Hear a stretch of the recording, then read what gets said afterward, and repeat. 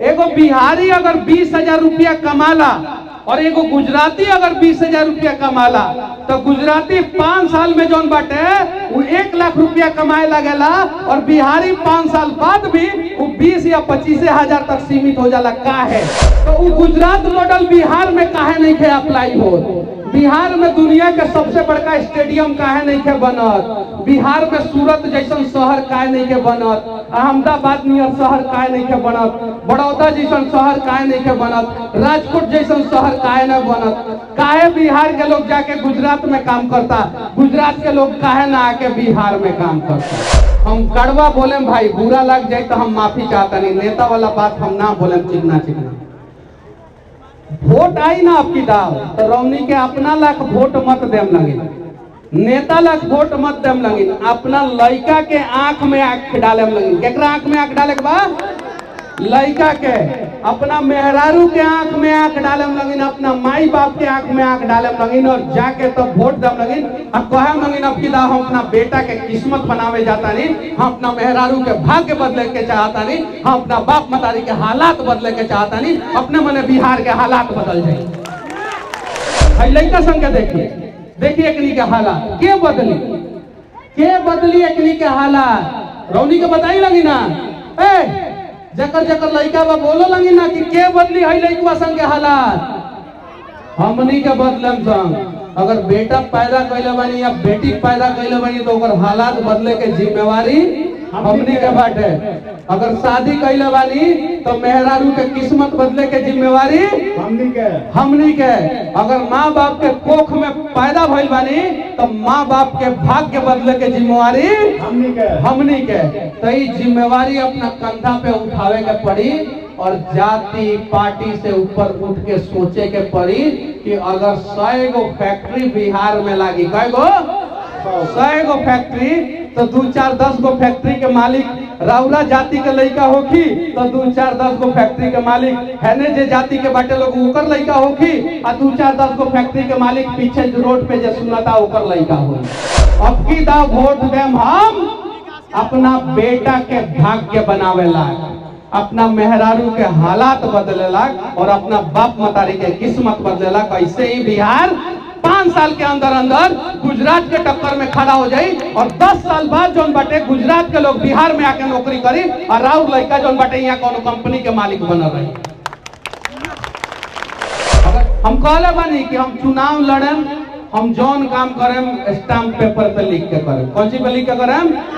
Stamp paper पे। यो कहले बानी कि अगर 5 साल में ही काम ना करें तो हमर जितना सैलरी सरकार 5 साल तक हमरा के देले रही, जितना करोड़ रुपया सरकार हमरा के सैलरी के रूप में देले रही, अगर पूरा काम पूरा ना होई तो सारा के सारा सैलरी जोन बाटे सरकार के वापस कर देम। अगर एंग लिख के स्टाम्प पेपर पे केहू देव तो ओकरा के वोट दी लगी, ना तो ठगाए ला तैयार बानी लगी तो तैयार रहे। हालात हमनी के सही में सही नहीं है, आज समझे के पड़ी। हमनी के का बा जाति में बटल बानी सब, फलानवा हेतना परसेंट बा, चिलानवा हेतना परसेंट बा, हऊ होतना परसेंट बा, हऊ होतना परसेंट बा। बटल बानी सन कि ना बटल बानी सन? बटल बानी सन ना। अब जब तक हमनी के बटल रहे तब तक हमनी के लड़का जाके दूसरा राज्य में मजदूरी करत रही आ हमनी के नाम पे यहाँ पे नेता लोग मलाई खात रही। सही बात लगी ना? तो वो हालात के बदले के पड़ी, वो हालात के बदले ला के तैयार बा? हाथ उठाई लगी, बानी लगी ना तैयार, बानी लगी ना।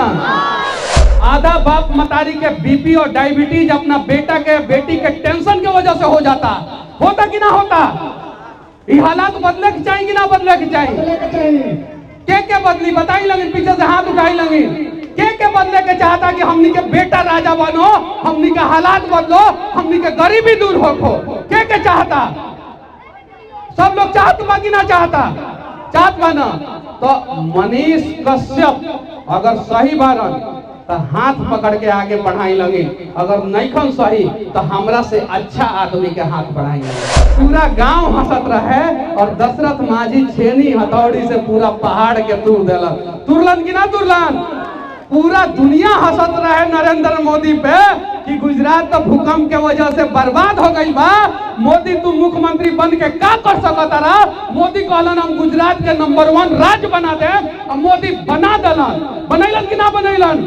हमनियों को प्रण कहिया कि अगला 10 साल बाद जौन बाटे भारत के नंबर 1 राज्य बिहार रही। बिहारी पे आज दुनिया हंस रहा बा। बिहार पूरा बिहारी पे पूरा दुनिया गर्व महसूस करी। सही बात है कि ना? तो चलिए प्रयास कर जाओ। चंपारण के क्रांतिकारी धरती है, दुनिया के सबसे उपजाऊ मिट्टी में हमनी के भगवान पैदा कैले बड़न। तो चली चंपारण से हमनी के पूरा बिहार के बदल दल जाओ। तैयार बानी लगी? के बिहार बदले लग तैयार बा? के तैयार बा? रौनी के बीच में हम बानी। अच्छा ये बताए लगे कि हम नेता वाला बात मीठ मीठ बोली या हम अपन कड़वा स्टाइल में कड़वा बात बोली?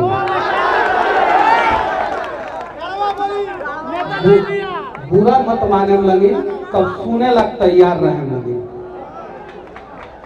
कुछ हमरा अंदर गलती हुई तो रउआ बताएं, और कुछ रउआ अंदर गलती हुई तो हम बताएं। और बाद में जब हमार बात पूरा हो जाई तो हमार कोनो भी बात बुरा लागल रही तो हमनी के बता दे लगे कि मनीष तू है गलत बात बोलो, और ये बात तारा ना बोले के चाहिए। ठीक बा? क्या बोली? रौनी के मीठ लागो कान में वो बोली या सही बोली? अगर सही बोले तो कड़वा लगी। तैयार बानी लगी? कब तक हमनी के बिहार के हालात है नहीं रखे? हम देखनी यहाँ आधा से अधिक लड़का जौन बाटे जौना के जामा फाटल बा और मतारी सियले बड़े। हई लड़कुआ पे हम ध्यान से देख लिया, एको लड़का नहीं कर संग, अनेकों लड़का बड़ा सन। यहाँ मंच पे जो लड़की संग डांस करत रही सन, हम देखनी कि अगर वो अमीर के लड़की रहती संग तो ओकनी के साड़ी के दाम 10-10 हजार रुपया रही। ओकनी के अपन अपन माँ के बिहौती साड़ी पहन के आई रही है। गलत बोलता नहीं, जैसे गलत बोले वैसे रोक लेम लगी, क्योंकि गलत के बढ़ावा नहीं के देवे के, नहीं के देवे के। ई हालात के आखिर हमनी के काहे नहीं के संग बदले के प्रयास कर, और के बदली ई हालात के रौनी के बताए लगे के करी बदले के प्रयास? अरे बोली लगी ना, के करी प्रयास? अच्छा, खाली हमरा कैला से ना होई या दीपक भैया के कैला से ना होई, हमनी के सब कोई मिल के करे तभी ई हालात बदली। सही बात बा कि ना बा? बाटे ना? तो एकरा लाग सब कोई के तैयार रहे के पड़ी, सब कोई के। और सबसे बड़ी बात बा कि एगो विश्वास दुनिया के सबसे ताकतवर चीज होला। अगर रौनी के विश्वास होई कि ई हालात बदल सकता तो एक ना एक दिन ई हालात जरूर बदली, और अगर रौनी के विश्वास ना होई तो ई हालात कहियो ना बदली। एक समय रहे इतिहास में जब उठा के देखे तो दुनिया के सबसे ताकतवर साम्राज्य जौन बाटे वो मगध साम्राज्य रहे, और चंद्रगुप्त मौर्य जौन बाटे उनकर शासक रहलन, आ हमनी के बिहार जौन बाटे वो सबसे समृद्ध राज्य रहे। एक समय रहे। आज स्थिति का बा रौनी के बताई लगे, कैसन स्थिति बा बिहार के आज? कैसन बा? कैसन बा? तो चली हम कहानियां न कड़वा बोले तो जेकरा जेकरा मुंह में पहले गुटका बा वो अपन अपन गुटका फेंक दो सबसे पहले। क्योंकि अगर रउआ देखिए ताली बजाओ करी भैया, वो ना खानी आनी। जेकरा जेकरा मुंह में गुटका बा वो पहले गुटका फेंको। हाँ भैया फेंक दी, फेंक दी लगी। सही हम सही कहते नहीं कि ना? सही कहते ना बानी? अभी चुनाव के मौसम बाद चुनाव पे हम कोनो बात ना करें, कोनो भी बात हम चुनाव पे ना करें, लेकिन रौनी के हालात पे बात कही जा सकता कि ना? हम पटना से सवेरे 5 बजे निकलनी है। आज रास्ता में देखनी है कि जैसे 8 बज गईलक, हम तो रुकत रुकत आवे नहीं, तो ओकरा बाद से बहुत सारा लोग अपना काम पे निकल गईलक। जानता नहीं कौन काम पे? घर के अच्छा अच्छा औरत लोग बकरी लेके निकल गईलक। लड़का संग हंसे वाला बात नहीं है चाचा, पान खा के हंसी मत, समझी इस दर्द के। बहुत बढ़िया लड़का है जो जाके स्कूल में पढ़ाई करता संग राजा बेटा बनता संग, वो बकरी लेके निकल गई संग। हालात हमनी के सही में सही नहीं है, आज समझे के पड़ी। हमनी के काबा जाति में बटल वाली सब, फलानवा हेतना परसेंट बा, चिलानवा हेतना परसेंट बा, हऊ होतना परसेंट बा, हऊ होतना परसेंट बा। बटल बाई सन कि ना बटल बाई सन? बटल बाई सन ना। अब जब तक हमनी के बटल रहे तब तक हमनी के लड़का जाके दूसरा राज्य में मजदूरी करत रही, आ हमनी के नाम पे यहाँ पे नेता लोग मलाई खात रही। सही बात बा कि ना? तो वो हालात के बदले के पड़ी, वो हालात के बदले ला के तैयार बा? हाथ उठाई लगी, बानी लगी ना तैयार, बानी लगी ना।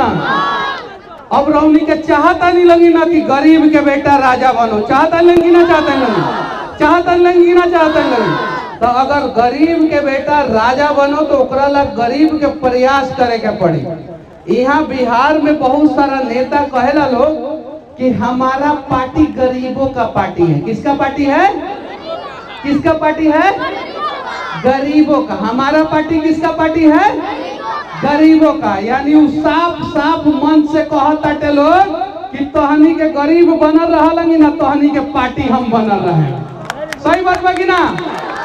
लेकिन हम गरीबों के लिए काम करेंगे और गरीबों का हालात बदलेंगे, ये बात मन से केहू ना कहेला, केहू ना कहेला। अगर नेता आवत अटे लोग कह दें कि 5 गो काम 5 साल में रहुआ करी, लेकिन स्टाम्प पेपर पे लिख के दी, नहीं लिख के दे सकता हम वोट ना दे। क्या कहे के बा कि 5 गो काम कुछ ना 5 साल में 5 गो कॉल हलवा दी, लेकिन लिख के दी स्टाम्प पेपर पे, और ना तो हम रहुआ बात पे भरोसा ना करें। दुनिया के सबसे ज्यादा उपजाऊ जमीन कहाँ के है पता बा रौनी के? कहाँ के? कहाँ के? यहाँ चीनी मिल के मालिक बैठल बानी, यहाँ से पूछी लंगिन कहाँ के है? कहाँ के रौनी के पता बा? चंपारण। चंपारण कहाँ के? दुनिया के सबसे उपजाऊ जमीन। ओई से अंग्रेज संग नील के खेती चंपारण में करो संग, काहे कि वो जमीन उपजाऊ होके के चाहिए और जमीन में पानी होके के चाहिए। सबसे उपजाऊ जमीन कहाँ के? चंपारण के। तो सबसे समृद्ध किसान कहाँ के होके के चाहिए? चंपारण के। आज हाल का बा हमनी के रौनी के बताई लगी। अच्छा हाल बा ना, ओकरा ला के दोषी बा? रौनी के बताई लगी के दोषी बा? के? नेता दोषी नहीं थे, सरकार दोषी नहीं थे, सिस्टम दोषी नहीं थे। हमनी के दोषी बानी संग कि हमनी के का अपन हक बा वो भूल गई बानी संग। 40 में से 39 सीट हमनी के बीजेपी के देनी संग। सही बात बा कि ना? देनी संग 40 में से 39 सीट दे देनी संग। तो जब 40 में से 39 सीट बीजेपी जदयू के गठबंधन के देनी संग, तो गुजरात मॉडल बिहार में अप्लाई होके के चाहिए कि ना होके के चाहिए? जब नरेंद्र मोदी जी 2002 में वहां पे मुख्यमंत्री बननी और 2010 में गुजरात जौन बाटे इस देश के सबसे समृद्ध राज्य में से एक हो गई। 8 साल में मोदी जी अपना कंधा पे जौन गुजरात में भयानक भूकंप आई रहे, कच्छ और भुज में बहुत सारा जगह पे लोग इतना मर गई रहे कि वर्ल्ड बैंक कहले रहे कि गुजरात को फिर रास्ते पे आने में 100 साल लगेगा। कितना साल लगेगा? 100 साल। बड़ा बड़ा एजेंसी कहले रहे कि गुजरात को फिर विकास के रास्ते पे आने में कितना साल लगेगा? 100 साल। और 2002 में मुख्यमंत्री बनी नरेंद्र दामोदर दास मोदी जी वहां पे, और 2010 में पूरा दुनिया में गुजरात के डंका बाज गई। बाजल कि ना बाजल? तो वो गुजरात मॉडल बिहार में काहे नहीं खे अप्लाई हो? बिहार में दुनिया के सबसे बड़का स्टेडियम काहे नहीं के बनत? बिहार में सूरत जैसन शहर काहे नहीं के बनत? अहमदाबाद नियर शहर काहे नहीं के बनत? बड़ौदा जैसन शहर काहे नहीं के बनत? राजकोट जैसन शहर काहे नहीं बनत? काहे बिहार के लोग जाके गुजरात में काम करता, गुजरात के लोग काहे ना आके बिहार में काम करता? बताई लगी रौनी के। अगर आज 1000 ऑडी BMW फॉर्च्यूनर गाड़ी गुजरात में बा, वो 1000 अगर बिहार में रही तो राउरो लेगे ना ऑडी BMW फॉर्च्यूनर गाड़ी रही कि ना रही। लेकिन हमनी के तो खुश बानी सब कि रजनीगंधा, तुलसी, सही बात बा कि ना, उतने जिंदगी ना। हम कड़वा बोले भाई, बुरा लग जाए तो हम माफी चाहता नहीं, नेता वाला बात हम ना बोले चिकना चिकना। वोट आई ना आपकी दाव तो रौनी के अपना लाख वोट मत देम लगे, नेता लाख वोट मत देम लगे, अपना लड़का के आंख में आंख डाले लगे। केकरा आंख में आंख डाले के बा? लड़का के। अपना मेहरारू के आंख में आंख डाले लगिन, अपना माई बाप के आंख में आंख डाले लगिन और जाके तब वोट दम लगिन और कहे लगिन अब की हम अपना बेटा के किस्मत बनावे जाता नहीं, हम अपना मेहरारू के भाग्य बदले के चाहता नहीं, हम अपना बाप मतारी के हालात बदले के चाहता नहीं, अपने मने बिहार के हालात बदल जाए। लेकिन यहाँ हमनी के का कहे नहीं संग, नीतीश कुमार के वोट देम संग। केकरा के वोट देम संग? लालू जी के वोट देम संग। केकरा के वोट देम संग? लालू जी के। बीजेपी के वोट देम संग। केकरा के वोट देम संग? बीजेपी के ना। अब की दाव वोट देम हम अपना बेटा के भाग्य बनावेला, अपना मेहरारू के हालात बदलेला और अपना बाप मतारी के किस्मत बदलेला। कैसे ही बिहार 5 साल के अंदर अंदर गुजरात के टक्कर में खड़ा हो जाई और 10 साल बाद जोन बाटे गुजरात के लोग बिहार में आके नौकरी करी और राउर लड़का जोन बाटे यहाँ कोनो कंपनी के मालिक बन रही।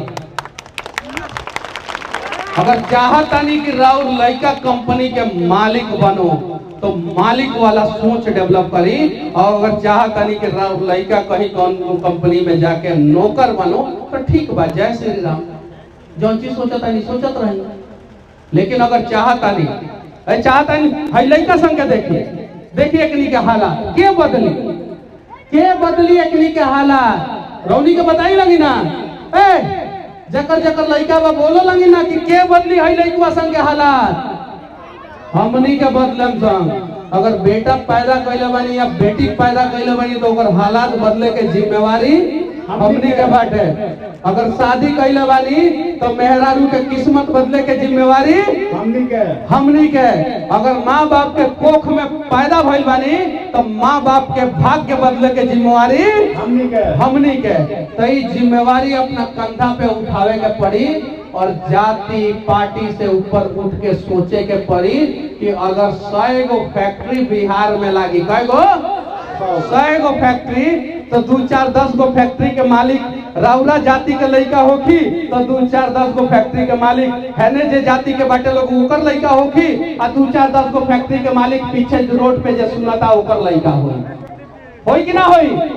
एगो बिहारी अगर 20,000 रुपया कमाला और एगो गुजराती अगर 20,000 रुपया कमाला तो गुजराती 5 साल में जोन बाटे वो 1 लाख रुपया कमाए लगेला और बिहारी 5 साल बाद भी वो 20 या 25,000 तक सीमित हो जाला। का है जानता लेकिन का है कि गुजराती अपन मेहरारू के हाथ से खाना खा के जाला और 1 किलोमीटर दूर जाके कंपनी में काम करेला और फिर आके अपना घरे चलावेला, और बिहारी 2000 किलोमीटर दूर जाला वहाँ काम करेला, वहाँ होटल में खाला, भाड़ा पे घर लेवेला, अब 20,000 रुपया कमाला और 18,000-19,000 रुपया खर्चा कर देवेला। और वही से डर है होली दीपावली के अलावा बीच में कबो ना आवेला, काहे कि पॉकेट में पैसे ना हो।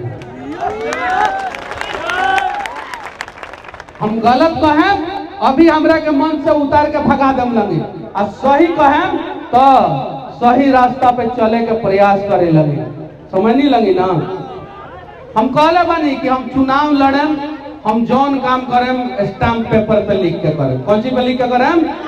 स्टाम्प पेपर पे। यो कहले बानी कि अगर 5 साल में ही काम ना करें तो हमर जितना सैलरी सरकार 5 साल तक हमरा के देले रही, जितना करोड़ रुपया सरकार हमरा के सैलरी के रूप में देले रही, अगर पूरा काम पूरा ना होई तो सारा के सारा सैलरी जोन बाटे सरकार के वापस कर देम। अगर एंग लिख के स्टाम्प पेपर पे केहू देव तो ओकरा के वोट दे लगी, ना तो ठगाए ला तैयार बानी लगी तो तैयार रहेगा। यही चीज बाटे। एगो हमर घर जाके देख लेम लगी एक बेर, खपड़ा के घर से हम उठल बानी, घर जाके देखे लगी हमार गांव जौन बाटे वो 3 तरफ से नदी से घिरल बा।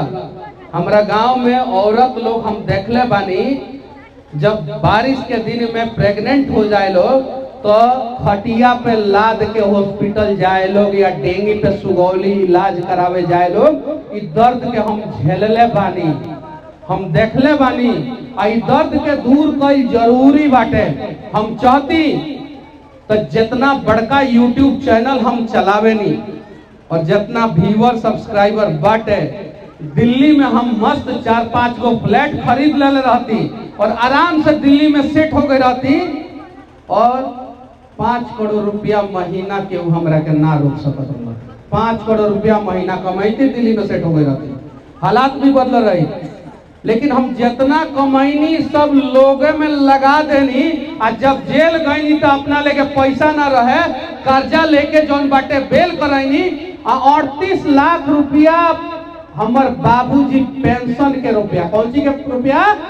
पेंशन के रुपया सोचले रहनी कि पैसवा से गांव में जौन खपड़ा के घर बा ओकरा के रिटायरमेंट के बाद हमर बाबूजी सोचले रहलन घर बनवाए और सारा के सारा पैसा निकललन। तब जाके सुप्रीम कोर्ट में केस लड़े के पड़ल और तब जाके 9 महीना में मनीष कश्यप निकलन। और जब वो 38 लाख रुपया हमारे बाबूजी के खाता से निकल गई, वो हमरा के माने नहीं बहुत ज्यादा।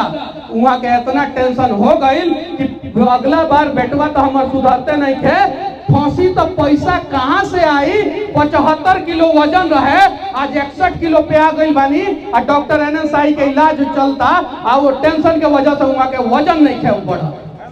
ये हालात के झेल के भी हमने के प्रयास करता इंसान होके के चाहिए कि ना प्रयास। ऐसा एगो हम ही नहीं के जूझत, बहुत बाप मतारी जूझता जो ओकर बेटा सक्सेस नहीं के हो तो टेंशन में खाना तो खाता लेकिन गलत जाता है। सही बात है कि ना? आधा बाप मतारी के बीपी और डायबिटीज अपना बेटा के बेटी के टेंशन के वजह से हो जाता। होता कि ना होता? ये हालात बदले के चाहिए कि ना बदले के चाहिए? के बदली बताई लगी, पीछे से हाथ उठाई लगी। के बदले के चाहता कि हमनी के बेटा राजा बनो, हमनी के हालात बदलो, हमनी के गरीबी दूर हो। के चाहता? सब लोग चाहत बा कि ना चाहता? चाहत बा ना? तो मनीष कश्यप अगर सही बारन तो हाथ पकड़ के आगे बढ़ाई लगे, अगर नहीं सही तो हमरा से अच्छा आदमी के हाथ बढ़ाई लगे, आगे बढ़ाई लगे। सही बात बा कि ना? तो बाकी अगर हमार बात कोनो भी बुरा लागल होगी तो हम माफी चाहता नहीं। बस हम एगो प्रयास करता नहीं, या तो जीतम संग हमनी के गरीब के लड़का है सब, हमनी के गांव में पैदा भइल लड़का है सब, हमनी के या तो जीते नहीं संग और ना तो सीखे नहीं संग। हारल तो हमनी के डिक्शनरी में हला ही नहीं थे, कबो नहीं की हार सकत हमनी के। या तो जीतम संग या तो सीखेम संग, और प्रयास करे के चाहिए। अगर ना प्रयास कैले रहतन तो पूरा गांव हंसत रहे और दशरथ माझी छेनी हथौड़ी से पूरा पहाड़ के तोड़ देलन। तुरलन कि ना तुरलन? पूरा दुनिया हंसत रहे नरेंद्र मोदी पे कि गुजरात तो भूकंप के वजह से बर्बाद हो गई बा, मोदी तू मुख्यमंत्री बन के का कर सकता रहा? मोदी कहलन हम गुजरात के नंबर 1 राज्य बना दे, और मोदी बना दलन। बनैलन कि ना बनैलन? हमनियों को प्रण कहिया कि अगला 10 साल बाद जौन बाटे भारत के नंबर 1 राज्य बिहार रही। बिहारी पे आज दुनिया हंस रहा बा। बिहार पूरा बिहारी पे पूरा दुनिया गर्व महसूस करी। सही बात बा कि ना? तो चलिए प्रयास कर जाओ। चंपारण के क्रांतिकारी धरती है, दुनिया के सबसे उपजाऊ मिट्टी में हमनी के भगवान पैदा कैले बड़न। तो चली चंपारण से हमनी के पूरा बिहार के बदल दिया जाओ। तैयार बनी लगी? के बिहार बदले लग तैयार बा? के तैयार बा? देखिए उन्हें कुछ लोग हाथ नहीं के उठावत, 1-2 आदमी 3 आदमी बाटे लौकता। सब कैमरा रिकॉर्डिंग हो रहा बा, लागी लोग देखा हाँ देखी चचुओ उठा लेलन, हमार पगड़ी बदले बड़न उठा लेलन, सब लोग उठा लेलन। बदल जाई ना? बदल जाई ना? बदल जाई ना? चलिए ठीक बा। जय हिंद।